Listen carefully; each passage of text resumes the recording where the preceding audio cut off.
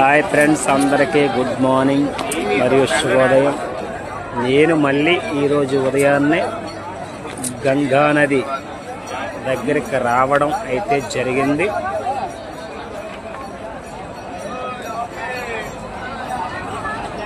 ఈ గంగా నదిలో ఇప్పుడు స్నానం చేసి కాలభైరవ మందిరం ప్లస్ మృత్యుంజయ మందిరంకి వెళ్ళడం జరుగుతుంది.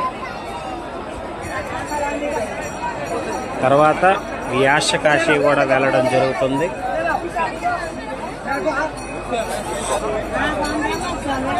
గంగానది సమీపంలో అయితే చాలామంది వచ్చి స్నానం అయితే చేస్తున్నారు.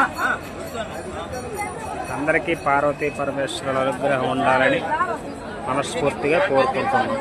ఓం నమః శివాయ. హర హర మహాదేవ.